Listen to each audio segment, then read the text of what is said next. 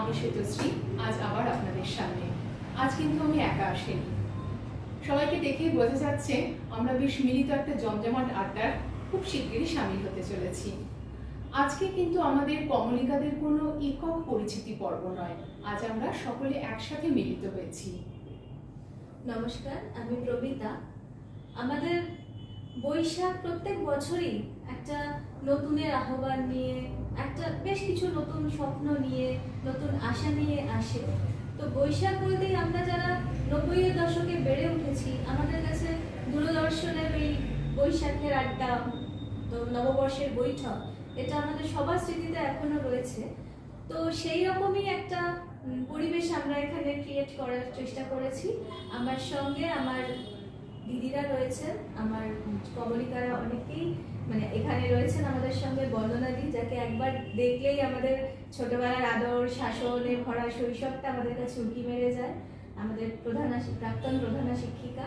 আমাদের সঙ্গে আছেন ইন্দিরাদি, যিনি আজকের ভাষায় সুপার সিনিয়র আমাদের, ঠিক আছে। তার সঙ্গে রয়েছেন স্নিগ্ধাদি, রয়েছেন জয়ন্তী পুরকায়স্থ, প্রখ্যাত রবীন্দ্রসঙ্গীত শিল্পী। আমরা অনেকেই যাকে প্রচন্ডভাবে আইডিয়ালাইজ করি। রয়েছেন চন্দ্রিকাদি এবং রয়েছেন সুজাতাদি। সকলকে স্বাগত জানাই আমাদের এই বৈঠকি আড্ডায়। আজকে আমরা সবাই মিলে অনেক গল্প করব। আমাদের এখানে সবাই আমাদের থেকে অনেক সিনিয়র, তাদের সেই সময়টাকে বোঝার চেষ্টা করব, সেই সময়টাকে ধরার চেষ্টা করব, আর সবাই মিলে অনেক আনন্দ করব।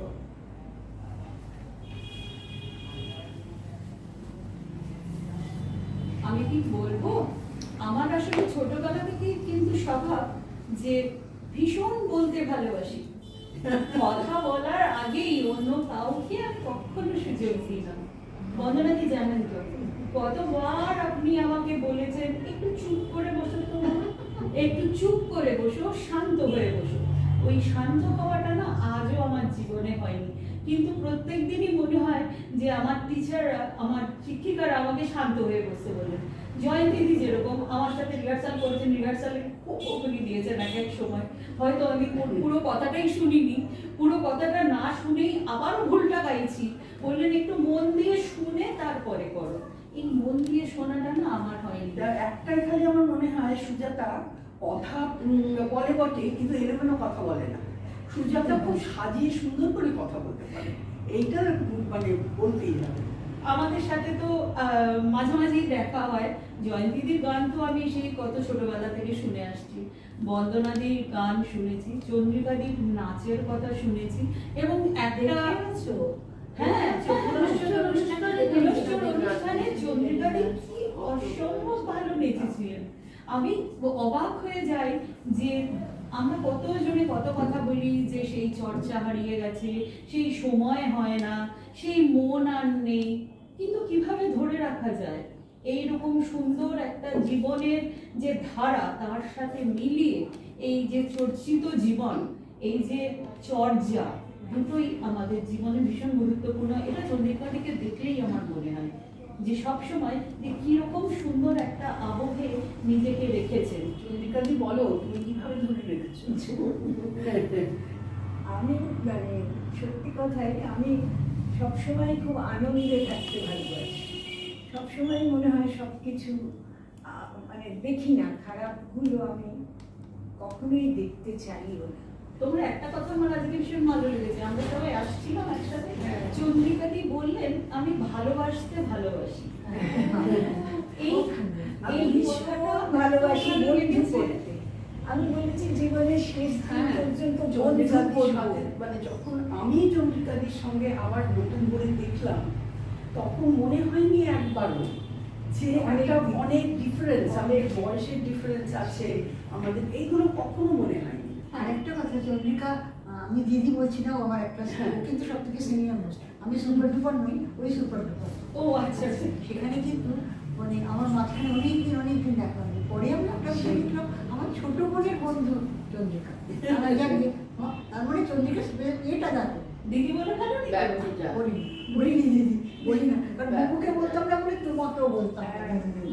আর চন্দ্রিকার মানে এতদিন পরে দেখা হয়, আমার মনে হচ্ছে না কিন্তু আমি চন্দ্রিকাকে অনেক দিন পারে। আমার ভীষণ ভালো লাগে। আর ওই আরেকটা কথাই বলছি, ভালোবাসতে ইচ্ছে করে না, এটা বোধ হয় বয়সের একটা ধর্ম, সকলকে ভালোবাসতে ইচ্ছে করে, মানে একজন সাধারণ লোক সব সব থেকে কিছুকে সব কিছু। এই যে চন্দ্রিকাদি নাচটাও এখন ও করছেন, বেশ কিছুদিন আগে শ্রুতি নাটকও করেছেন। আসলে কি যেটা করি সেটাকে খুব ভালোবেসে আর ওই ভালোবেসে করলে কিন্তু সবকিছু খুব সুন্দর। আসলে জীবনের মধ্যে থেকে তো এটাই বেছে নিতে, আমরা তো সেই বুদ্ধদেবের সময় থেকে সেই জাতকের গল্পেও পড়েছি, বুদ্ধদেবের জীবনীতেও পড়েছি, নিজে উনি বলে গেছেন আমাদেরকে যে ওনাকে যিনি বলেছিলেন যে এমন একটি ঘর থেকে এক মুষ্টি চাল নিয়ে এসো তো, যেখানে রোগ নেই, শোক নেই, চড়া নেই।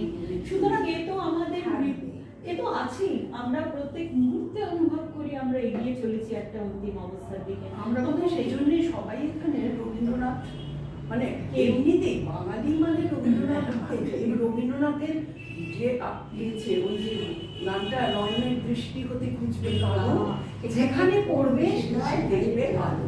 এই শুধু গান গাইলে হবে না, শুধু কথা বললে হবে না, দুটো লাইন পড়ো প্লিজ জয়ন্তীদি। ধরি কি করবো কোনটা? ওই যে নয়নের দৃষ্টি হতে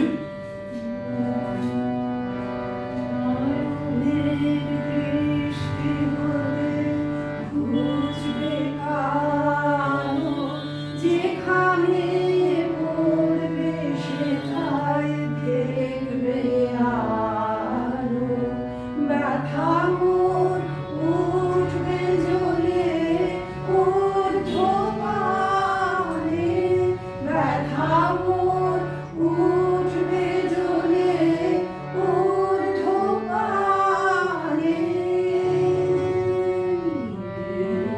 আগুনের পরশ মনে ছোঁয়াও প্রাণে, এ জীবন পূর্ণ করো, এ জীবন পূর্ণ করো, এ জীবন পূর্ণ করো।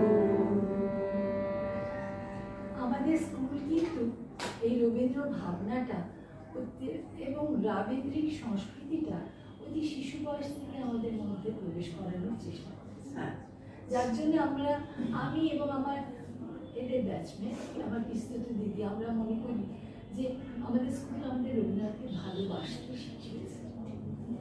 ঠিক এই যে একটা পরিশীলিত রুচি তৈরি হয়েছে এবং আস্তে আস্তে রবীন্দ্রনাথের কথা, রবীন্দ্রনাথের সুর, আমরা বলি তো কথা, সুর এবং ভাবের ত্রিবেণী সঙ্গম ঘটেছে।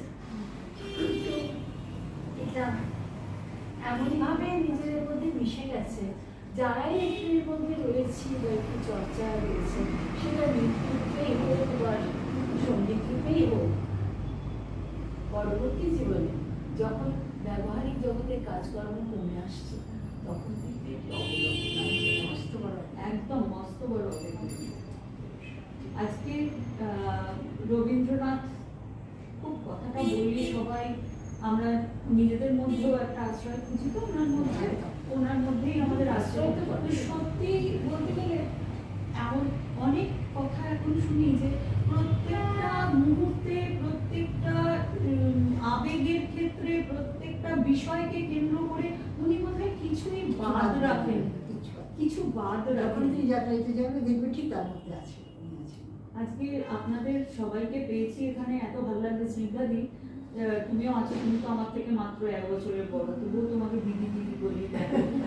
আজকাল কিন্তু সবাই নাম ধরে ডাকে, তাই না? এই যে আমি চন্দ্রিকা বললাম, হ্যাঁ, আজকাল সবাই নাম ধরে ডাকে।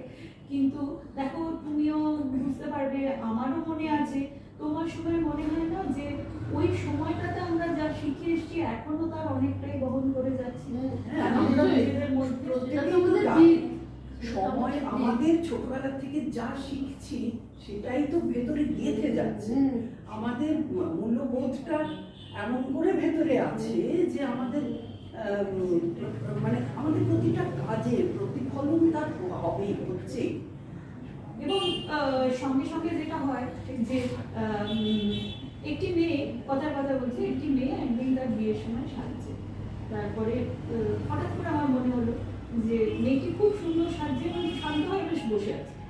তখনই আমার একটা গান মনে হলো, আমি রূপে তোমায় ভোলাবো না, ভালোবাসায় ভোলাবো। এই গানটা যেন ওর জন্য লিখে রেখেছে। হ্যাঁ, আমি হাত দিয়ে দাঁড় খুলবো না, গান দিয়ে দাঁড় খোলাবো। হ্যাঁ, জানলাম না যে সে গানটা আদৌ গাইতে পারে কি পারে না, কিন্তু তার সাজ দেখে আমার ওই গানটার কথাই মনে হলো। আমি এত গানের কথা বলছি, বলো নিজের কথা ওই আগ বাড়িয়ে সব টেনে টেনে বলি আর কি, যেরকম বন্দনা দি আমাকে ছোটবেলায় থামিয়ে রাখতেন অনেক সময়।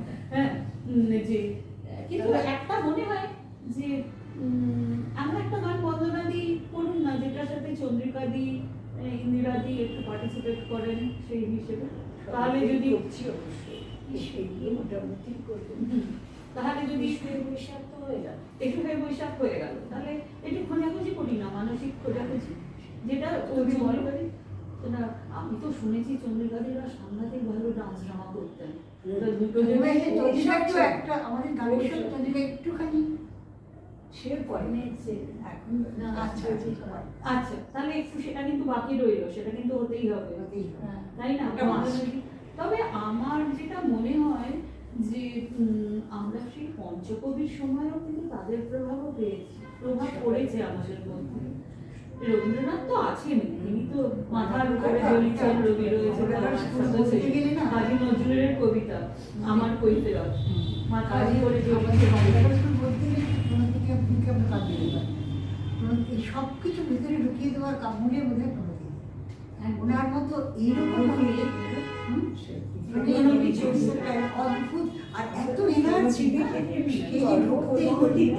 প্রণতি দে, বিষ্ণুদের স্ত্রী। হ্যাঁ, মানে এই যে স্কুলটার জন্য যে কতটা করে, আর ওই সময়কার আরো বলছি, আমি সবিতা পাচ্ছি, প্রণতি দি, আমার গান শেখা সবিতাদির কাছে। আমারও তো ছোটবেলায় আছে।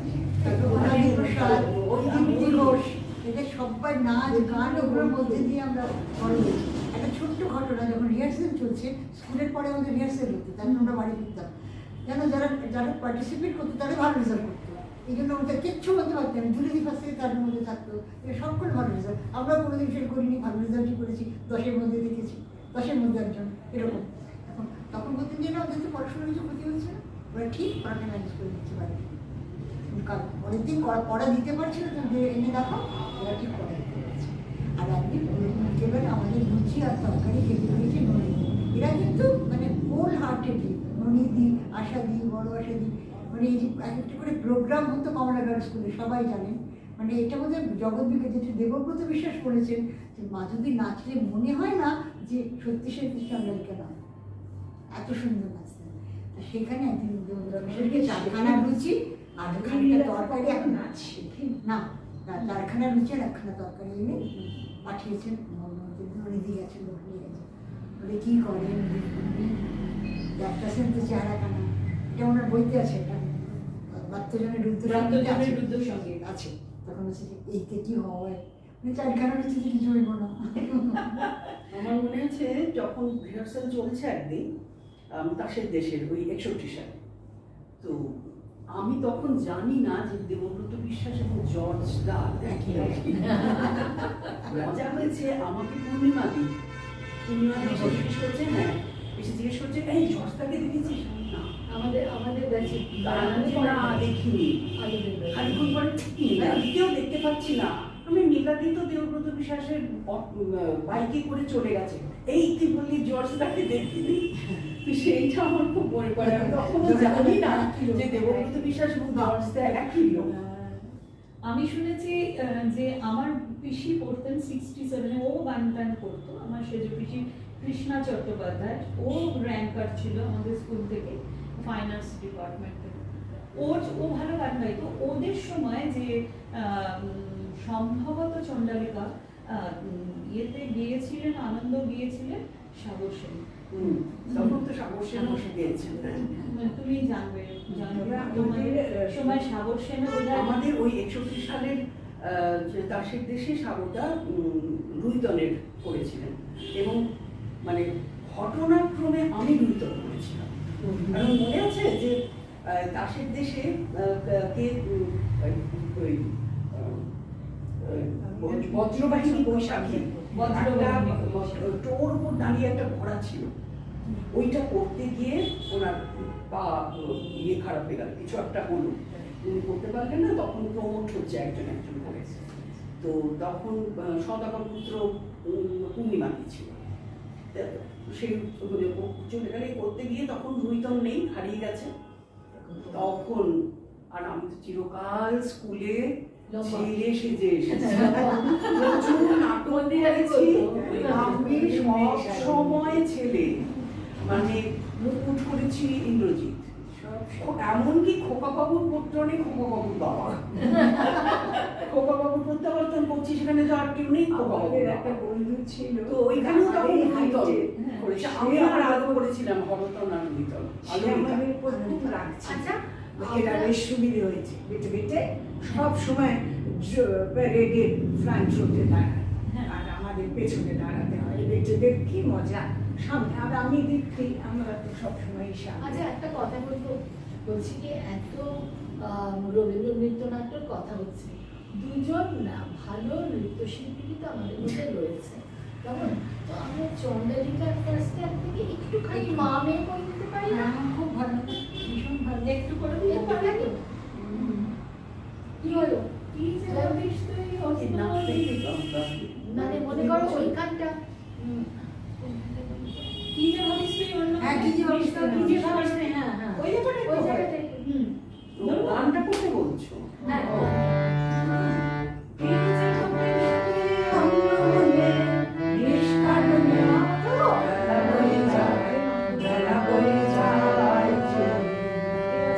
রাজবাড়িতে ওই বাজে ঘন্টা, ঢং ঢং ঢং, ঢং ঢং ঢং, বেলা হয়ে যায় যে। রৌদ্র হয়েছে অতি তীক্ষ্ণ, তোর আমি না হয় নিজে নিবর, তোরা হলো না জল, পাড়া হলো না ফল, কখন রাজুল তুই ধরাবি, কখন ছাগল তুই চড়াবি, তোরা কর, তোরা কর, তোরা কর, জল তুলে নিয়ে তুই চল ঘর। রাজবাড়িতে ওই বাজে ঘন্টা, ঢং ঢং ঢং, ঢং ঢং ঢং, ওই যে বেলা হয়ে যায়। কাজে কাজে কাজ নেই, কাজ নেই মা, কাজ নেই মোর ঘর কন্যা। নাচবে, আজকে কেউ নাচবে? পাঠালো রে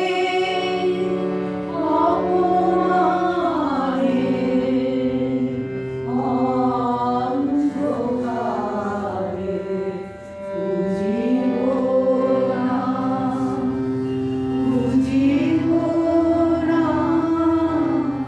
বুঝিব না সেই দেবতারে, বুঝিব না। কি যে ভাবিস তুই অন্য মনে, নিষ্কারণে বেলা বয়ে যায়, বেলা বয়ে যায় রে। রাজবাড়িতে ওই বাজে ঘন্টা, ঢং ঢং ঢং, ঢং ঢং ঢং, চলে যায় রে।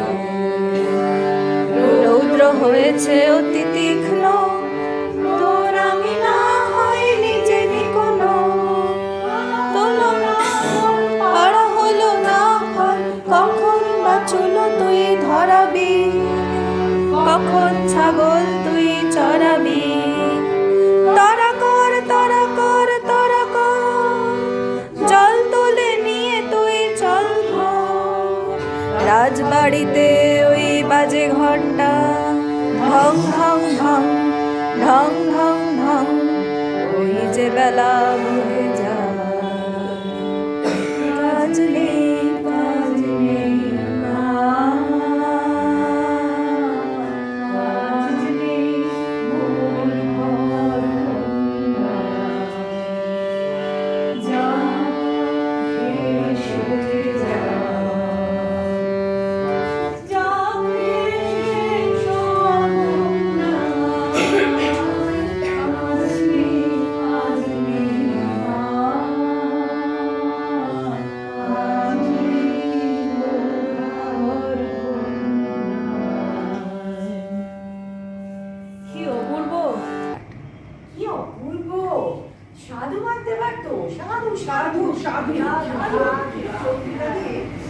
মানে ভাবা যায় না। আমি তো না বলছি রে। আচ্ছা দেখো, এই যে সুন্দর জিনিসটা আমাদের ছাত্রী, সে আড়ালে বসে আছে, কারণ সে আজকে অন্য দায়িত্ব নিয়েছে। সে কিন্তু মায়ের ভূমিকায় করলো, কেমন? হ্যাঁ, সে তো স্ত্রী Role reverse. হ্যাঁ, যে এতদিন ধরে 2.5 বছর ধরে যে এইটাকে চালিয়ে নিয়ে যাচ্ছে আমরা কমিউনিটাকে, ওর উদ্যোগ এবং ওর প্রচেষ্টা, এটা তো আমি সাধুবাদ করি, জানাই। তো সে তো স্ত্রী। আর দেখো, আমরা ভাবি যে সবসময় বয়স হয়ে গেলে হ্যাঁ, বড়রা করবে, মা। মা হবে, বড়রা ছোটরা করবে চন্দ্রাধিকা। আর তারপরে একদম সিনিয়র একজন হয়ে গেল, জানে- উল্টো হয়ে গেল প্রকৃতি। আজকে আমরা একটা নিদর্শন রাখলাম। আজকে আমাদের একটা নিদর্শন হলো যে Role reverse. চন্দ্রিকা আজকে প্রকৃতির চরিত্রটা কি সুন্দর ফোটালো। অপূর্ব। আর দেখো, আমি আমার ছাত্রীর কথাও বলবো, সে তো স্ত্রী, সে নাচলো কার সঙ্গে, অনেক সিনিয়র, এবং তার ওরা ছোটবেলা থেকে যাদের নাচের কথা শুনে এসেছে, গল্প শুনে এসেছে, তেমন তার সঙ্গে কি সাবলীল ভাবে নাচলো, খুব সুন্দর, খুব সুন্দর। কিন্তু এই সব পরিবেশের মূলে কারা আমাদের পাইয়েছেন বলতো? সেই পরিবারগুলো যারা অনেক ইংলিশ মিডিয়াম স্কুল থাকতে, অনেক সফিস্টিকেটেড অ্যাটমসফিয়ার থাকতে সব ফেলে এই আমাদের ঢুকিয়েছে। আমার দিদির খুব শখ ছিল আমি লোরেটো হাউসে, কিন্তু আমার দিদি আমার থেকে 10 বছরের বড়, কিন্তু মা তো আমাকে ধরে নিয়ে কমলা স্কুলে ভর্তি করে দিলেন।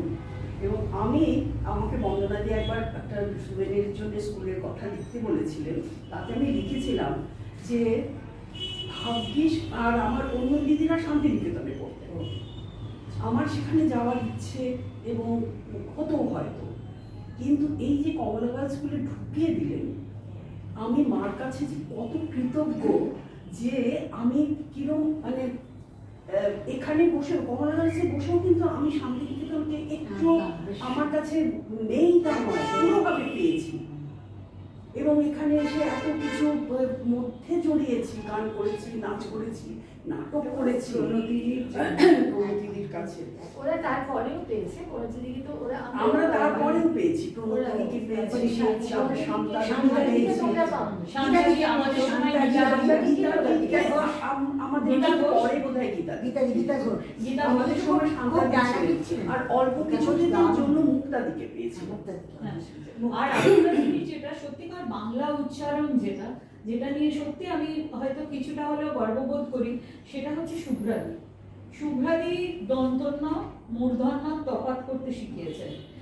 3টে স কিভাবে আলাদা করে বলতে হয়, কোনটা শুনে আমি বুঝবো আমি তালব্যস্ব বলছি, না দন্তস্ব বলছি, না মূর্ধন্য স বলছি। এই যে শয়ের 3টে তফাৎ, সেটা কবিতা বলতে হোক, গান হোক, যাই হোক, ভীষণ একটা মাধুর্য আছে না, শব্দের মাধুর্য। এই যে অ্যাটমসফিয়ারটা, এই অ্যাটমসফিয়ারটার মূল্যায়ন করেছিলেন কিন্তু আমাদের অভিভাবকরা, একদম যার জন্য ওরা আমাদের এখানে দিয়েছেন। ও যে ঘটনাটা বললো আমার সম্বন্ধেও ঠিক সেই একই ঘটনা। আমাদের আত্মীয় স্বজনের মধ্যে অনেকেই ভেবেছিলেন যে আমাকে আমার বাবা ইংলিশ মিডিয়ামে দেবে, কিন্তু বাবা সোজাসুজি বললেন কেন। তখন দীপালি দাশগুপ্ত বলে একজন আমাদের আত্মীয় মধ্যে, তিনি কমলা গার্লস স্কুল থেকে র্যাঙ্ক করেছিলেন। তো তখন ইন্টারমিডিয়েটের খুব ভালো ছিল পড়াশোনা। বাবা পরিষ্কার বলে দিলেন যে কেন, লেখাপড়ায় যদি মন থাকে এখানেই লেখাপড়া হবে, কেন হবে না। শিশিরবাবুর মেয়ে দীপালি যে এত ভালো রেজাল্ট করলো, কিন্তু এখানে থাকলে অন্য অনেক কিছু যেটা হয়তো সব জায়গায় আমি মেয়েকে দিতে পারবো না, পরিষ্কার বলে দিলেন। এই তারা আমাদের আর কি দিয়েছেন একটুখানি কেমন হয়। আমি আজকে আমি হতাম। সত্যি তাই, যেরকম এখন আমরা বলি যে একটা এই পড়াশোনা করতে গেলে আগে যে আমি যেহেতু কিছু এই এতদিন পর্যন্ত শিক্ষকতায় রয়েছি, আমি দেখছি অনেক ছেলে মেয়ে আজকাল শিক্ষার বাইরে, মানে প্রথাগত শিক্ষার বাইরে অন্য কিছু শিখতে চায় না। যেরকম নাচ গান খেলাধুলো, আমাদের কিন্তু অসুবিধে হয়নি, এবং আমার অভিভাবকরা এত তারা লিবারেল ছিলেন, আমি বলবো প্রত্যেকটা জিনিসের প্রত্যেকটা বিষয় আমায় সহায়তা করেছিলেন। আমি একটা ছোট্ট ঘটনা বলছি। আমার ঠাকুমা, তিনি আমার বাবার কাকিমা আদতে। আমি বিরাট মানে একান্নবর্তী পরিবারের মেয়ে, সুতরাং আলাদা করে আদর যত্ন পাওয়া আমার হয়নি, সুতরাং সবের মধ্যেই আদর পেয়েছি। এবারে কমলাগাল স্কুলে প্রত্যেক বছর জানুয়ারি মাসে প্যারেডে যাওয়া হতো। এই যে প্রাইজ আমার তো 15th Yes, 15th August আর হতো 26শে জানুয়ারি প্যারেড। এই প্যারেডের সময় কিন্তু একটা স্পোর্টসের সঙ্গে প্যারেড হতো সারাদিন ধরে, দিদি থাকতেন, ভারত দিদি, যার কথা না বললে শোভাদি, ভারত দিদি, ওরা ওরা আমরা পাই, আমরা সবাই ওরা তো অনেক senior। তো আমার বাবার যে কাকিমা, উনি সকাল 5:30 পৌনে 6টার সময় উঠলো, আমরা হয়তো 6টায় বেরোবো, আমি স্কুল বাস নিয়ে যাবেন ময়দানে, মানে দিদিরা যাবেন সাথে। সেই সময় আমার মনে আছে আমি কেডসের জুতো মানে এবং সাদা মানে জুতো পরছি, তখন চপটা ঘষছি, আমার খাবার টাইম নেই, তিনি আমার মুখে ওই সেদ্ধ ভাত দলা করে করে খাইয়ে দিচ্ছেন। আজকাল এই পারিবারিক অবস্থাগুলো তুমিও পতাকার কথা বললে, আমি আজকাল দেখি এখনো এই আমার বাড়ির সামনেই তারা পতাকা তোলে, তারপরে নামাতে ভুলে যায়। সেই পতাকা হাওয়ায় ওড়ে। আমাদের কিন্তু সেই পতাকার যে কি যে আমাদের কোন শ্রদ্ধা, তার জন্য যেটা করা, আমাদের সকালবেলা স্কুলে যাবার আগে মা আমাদের পতাকা তোলাতেন সকালবেলা উঠে, মার কারণ বাড়িতে পতাকা তুলে তবে স্কুলে যাবে, স্কুলে এবং ফিরে এসে বিকেল সূর্যাস্তের আগে সে নিয়ে পতাকা নামিয়ে আবার তাকে ভাঁজ করে তুলে রাখা। কিন্তু পতাকার আজকাল কোনো মূল্য নেই, সবাই একটা যুগে তুলতে হয়, তারপরে সেটা যারাই তোলে তারপরে সেটা হাওয়ায়, ধুলোয়, বৃষ্টিতে, রোদে সেই পতাকা ওখান থেকে ঝরতে ঝরতে পড়ে যায়। আমাদের ছোটবেলায় মণিমেলা বলে আমাদের জেনারেশন পেয়েছে ছোটবেলায় মণিমেলা বলে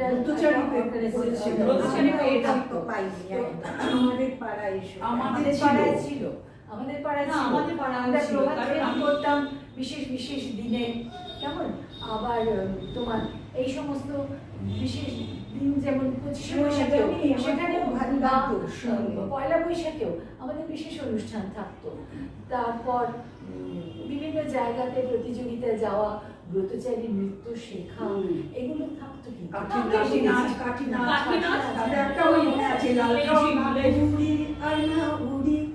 সবজি ঘুরি আয়না লড়ি, আয়না উড়ে ওই নীল আকাশে, আয়না লড়ি ওই চোর বাতাসে, দুটো দল করে সেরকম ভাবে করা হতো। তারপরে আরেকটা শিখেছিলাম, আমার বলতে মনে মনে জলে মশ মশ মশ মশ পাডান মশ মশ সবচেয়ে ভালো পাগাড়ি,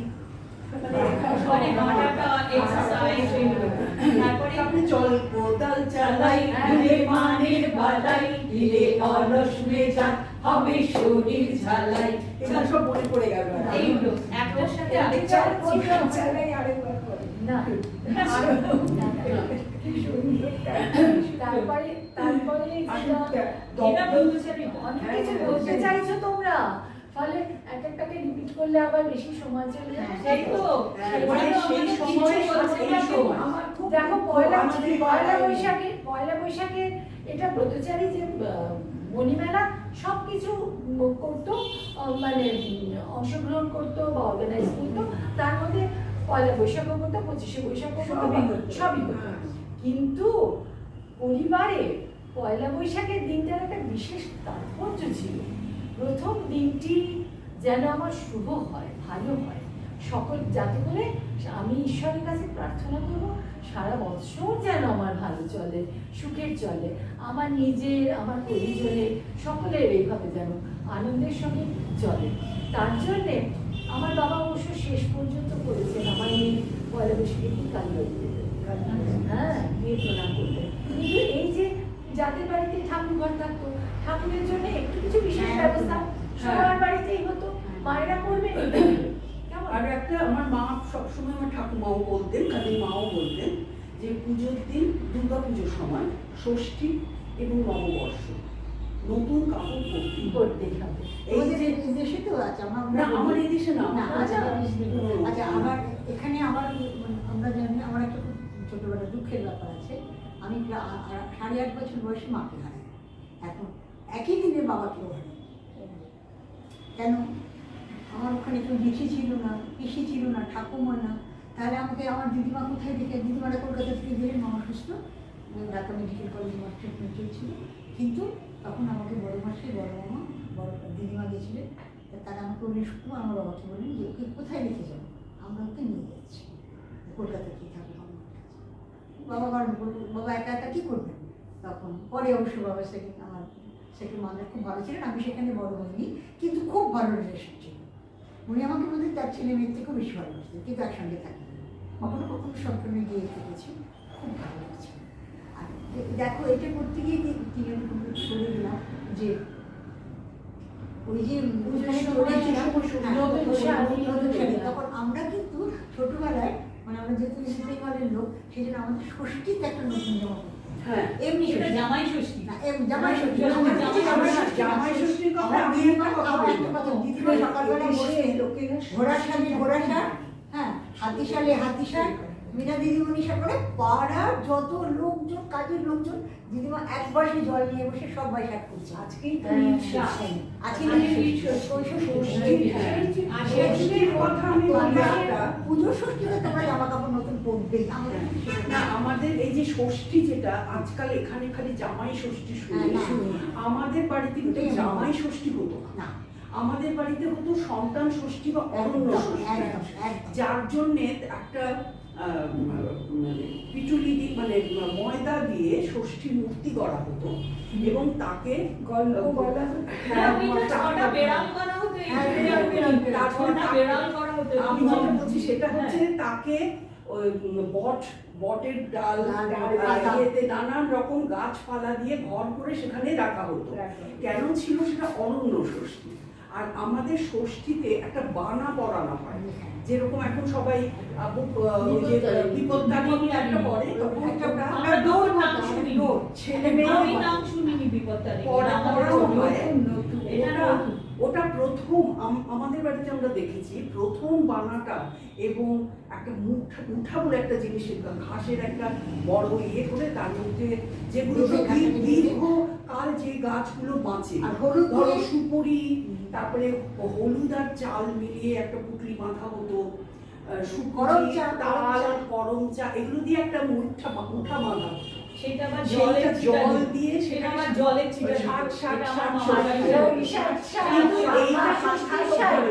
এইটা প্রথম করা হতো আমাদের বাড়িতে, যে কোনো জায়গায় যতটুকুই বাড়ি হোক সেখানে একটা মানে পাট গাছ, একটু চিরকাল ওখানে একটা পাট গাছ লাগানো হতো, একটুখানি অংশ হলেও, এবং পাট গাছে প্রথম ওটা বাঁধা হতো। এটার কারণ আমার মনে হয় যে পাট তো, আমরা তো পূর্ববঙ্গের লোক, আমি কুমিল্লার, তো পূর্ববঙ্গের পাট শিল্পটা একটা ক্যাশ ক্রপ, এবং সেইটা সেই পাটের কি দুর্দশা। সেই জন্যে পাটকে দেওয়া হতো। এবং যে কোনো গাছকে, এমনকি আমাদের নবপত্রিকা, যেটা পুজো দুর্গা পুজোয় লাগে, নবপত্রিকা মানেও কিন্তু 9টা যে গাছ, মানে সেই অরণ্যকেই বর্ষিত করা। তবে আমার এখন মনে নানান আছে, রকম বলা হয় জয়ন্তী, অরণ্য। আমার মনে আছে আমরা স্কুলে, জানি না শ্রীধাদির এই তোমার এই এক্সপেরিয়েন্স হয়েছে কিনা, আমরা প্রচন্ড ঘটি বাঙাল লড়াই করতাম। আচ্ছা, সেটা গেল একটা দিক। কিন্তু এবার ঘটি বলো বাঙালি বলো, যারে যেই বলো না কেন, পয়লা বৈশাখের দিনে মিষ্টি খাওনি, প্রত্যেক বাড়িতে বাড়িতে বিশেষ মিষ্টি থাকতো।